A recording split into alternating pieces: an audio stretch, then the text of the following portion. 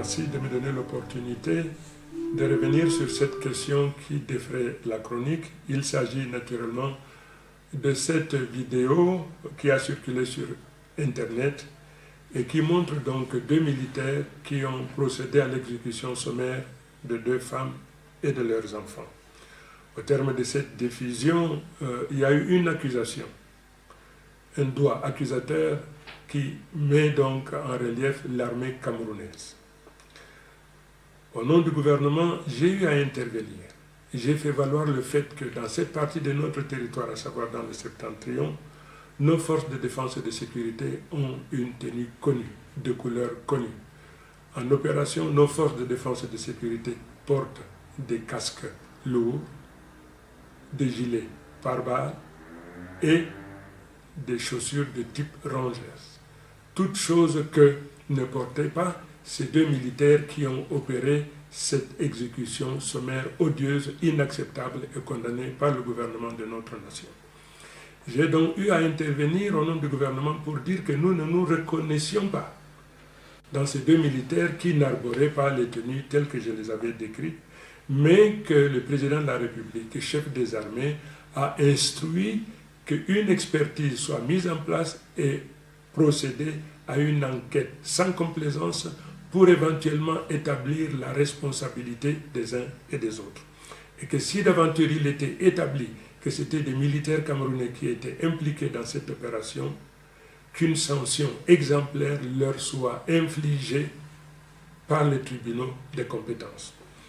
Vendredi dernier, donc, j'ai eu à commettre un communiqué dans lequel j'ai annoncé qu'au terme des investigations telles qu'instruites par le chef de l'État, 7 personnels de nos forces de défense et de sécurité ont été arrêtés et déférés aux tribunaux de compétence. J'ai également dans ce communiqué annoncé qu'il y a eu un faisceau de présomption d'implication de ces 7 personnels, mais que ce personnel jouissait naturellement de la présomption d'innocence. J'ai également fait valoir le fait que le président de la République, chef des armées, salue le comportement exemplaire de nos forces de défense et de sécurité, salue leur professionnalisme, salue leur courage. Et que c'est une infime minorité de quelques militaires égarés qui auraient donc établi ce forfait. Je dis bien qui auraient établi parce qu'il appartient une fois de plus à la justice d'établir leur culpabilité et éventuellement de leur impliquer la punition conformément au forfait qu'ils auraient donc établi. Je voudrais profiter de cette occasion pour dire également qu'on nous annonce une deuxième cassette, une deuxième vidéo qui circulerait également sur Internet. Je voudrais donc attirer l'attention des uns et des autres sur une curiosité.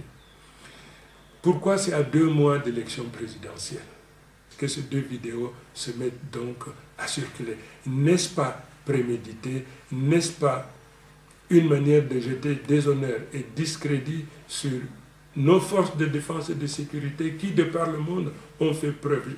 Je voudrais rappeler à la mémoire collective des uns et des autres que pendant 8 mois, au moment où Boko Haram régnait en maître dans la partie septentrionale de notre nation, nos forces de défense et de sécurité seules ont tenu tête et ont mis en échec toutes les tentatives et les agressions de Boko Haram. Au nom du chef de l'État, donc, je réitère le soutien total de toute la nation à nos forces de défense et de sécurité qui font notre fierté. S'agissant maintenant de la deuxième vidéo en circulation, là également, au nom de notre gouvernement, je rejette. Parce qu'aussi longtemps qu'on n'aura pas établi de manière incontestable l'origine et l'appartenance des soldats qui auraient perpétré ces exécutions sommaires, il est question naturellement pour le gouvernement de rejeter. Alors, cette vidéo également fera l'objet d'une investigation poussée, instruite par le chef de l'État. Et une fois que les résultats seront connus, naturellement, je convierai la presse pour porter à sa connaissance les résultats de ces investigations, tel que ça a été fait avec la première vidéo. Je profite de l'occasion donc également pour dire qu'il y a quand même une curiosité. Donc, comme je disais tout à l'heure, c'est à 2 mois des élections présidentielles que ça a été planté sur Internet. Probablement, on ne saurait dire qu'il s'agit naturellement que c'est fait de manière innocente. Je continue en faisant remarquer une vérité qui est de la palissade. Aucune armée au monde, quelle que soit sa puissance et le pays dont elle serait originaire, aucune armée au monde ne peut prétendre immuniser des bavures, des manquements d'une infime minorité de cette armée. Je rappelle ce que tout le monde sait, il arrive souvent, s'agissant donc des armées beaucoup plus puissantes, que des bombes tombent sur des écoles pour assassiner 200-250 élèves de l'école primaire. Il arrive, en provenance donc des armées de ces grandes nations, qu'une bombe tombe dans un marché pour assassiner 100, 200, 300 personnes de plus. Et c'est donc pour cette raison que je disais, il n'existe pas une armée qui soit immunisée de telles bavures. S'agissant maintenant de notre armée, nous sommes en guerre. Notre pays est victime d'une agression. Qu'il s'agisse de la partie extrême nord de notre pays, si d'aventure nos forces de défense et de sécurité n'étaient pas en place, Boko Haram serait pas seulement aujourd'hui à Maroua, probablement à Garoua et au-delà.